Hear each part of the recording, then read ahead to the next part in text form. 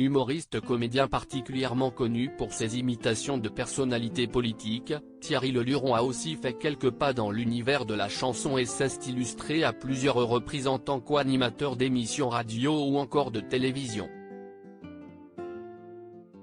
Une vie aux facettes multiples à l'image de la complexité de sa personnalité. Une complexité qui, d'ailleurs, s'est également reflétée dans sa mort et la façon dont elle a été racontée. Une annonce remise en question: il n'avait que 34 ans quand il est mort, pourtant sa courte vie sur Terre lui aura suffi à marquer des générations.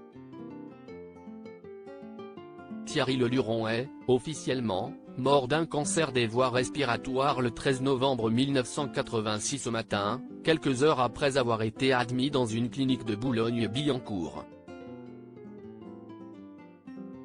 C'est en tout cas la version qui a été communiquée lors de la disparition de l'artiste, une version qui a été remise en cause, en 2016, dans le livre d'une amie proche de la famille de Thierry Leluron, Virginie de Closade. Selon cette dernière, ce n'est pas à la clinique de Boulogne mais là où il a passé les derniers mois de sa vie que Thierry Leluron est mort, dans la suite 443 de l'hôtel de Crillon. Dans son livre intitulé De bruit et de fureur et publié aux éditions Plomb, Virginie de Closade précise qu'au moment de sa mort, Thierry Leluron était en compagnie de son médecin, le professeur Léon Schwarzenberg et de 2 infirmières. Il serait mort dans la nuit à 4h30 du matin et, dans un souci de discrétion et afin d'éviter un débarquement de journalistes à l'hôtel de Crillon, aurait été transporté en ambulance à la clinique pour y être déclaré mort, alors qu'il était en réalité déjà mort. Cette version des faits correspond en partie avec le témoignage de la sœur aînée de Thierry Leluron, Martine Simon Leluron. Après avoir écrit un livre sur son frère en 2013, cette dernière a accordé une interview à Paris Match dans laquelle elle revient sur les dernières heures de son frère. Malgré ses connaissances de la maladie de son frère, diagnostiqué d'un cancer en septembre 1984, Martine Simon Leluron explique que la mort de Thierry l'a prise par surprise. L'ayant vu 2 semaines avant sa mort, elle a déclaré « Ce soir-là, il était impossible de deviner qu'il était très atteint. J'ai su après qu'il avait fait des efforts surhumains devant nous. » La cause officielle de la mort. À quelques semaines de sa mort, Thierry Leluron a quitté son appartement pour y faire des travaux, et s'est installé à l'hôtel de Crillon, qui sera sa dernière résidence. Affaibli et amaigri, le comédien est remonté sur scène autant de fois que possible avant d'être réellement épuisé par la maladie.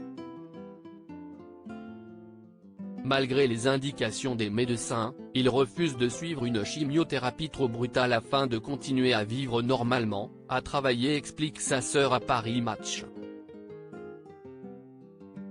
Surtout, il redoutait de perdre ses cheveux, ajoute-t-elle. Le cancer métastasé finira pourtant par avoir raison de lui dans la nuit du 12 au 13 novembre 1986, nuit pendant laquelle Martine Simon Leluron se trouvait à l'hôtel de Crillon. Elle n'aura pourtant pas l'occasion de lui dire adieu. La nuit de son décès, j'étais dans une pièce près de sa chambre.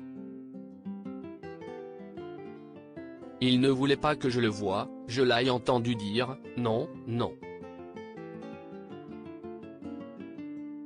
C'était très dur pour moi, mais j'ai compris qu'il souhaitait que personne ne voie son corps, celui d'un enfant malade, amaigri, méconnaissable, m'a dit son médecin. Maigre consolation, Martine Simon Leluron a tout de même entendu les mots « il sait que vous l'aimez » prononcés par une infirmière lorsque cette dernière est sortie de la chambre de son frère. Après avoir quitté l'hôtel au milieu de la nuit, Martine explique qu'elle a reçu un appel à 6 h du matin pour lui annoncer que c'était la fin. et une raison plus officieuse selon le professeur Léon Schwarzenberg, CIST un cancer du tube digestif, de l'estomac et des intestins dont souffrait Thierry Leluron, le tout compliqué par une mycose dans la bouche. Quelques années plus tard et en l'absence d'un traitement efficace, CIST des suites d'un cancer des voies respiratoires ou des cordes vocales que le comédien est mort. Seulement officieusement, une autre maladie a été pointée du doigt, le sida. À cause de cette infection, le corps immunodéprimé de Thierry Leluron n'aurait pas réussi à résister au cancer dont il souffrait, ce qui l'aurait achevé à seulement 34 ans.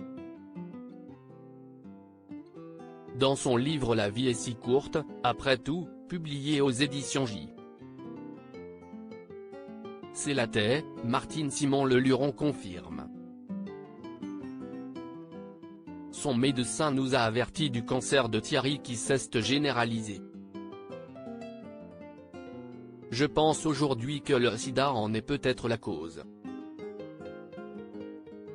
Plus tabou à l'époque, le sida n'était pas une maladie à propos de laquelle les gens communiquaient, d'autant plus qu'elle était souvent associée à l'homosexualité. Bien qu'il ait toujours été très réservé sur sa vie privée, on sait cependant que Thierry Leluron a eu une relation avec le danseur argentin Jorge Lago, lui-même mort du sida en 1985. Dans son livre De bruit et de fureur, Virginie de Closa décrit par ailleurs que Thierry Leluron savait qu'il était porteur du VIH depuis janvier 1986. Une double maladie qui aura eu raison de lui quelques mois seulement après son amant.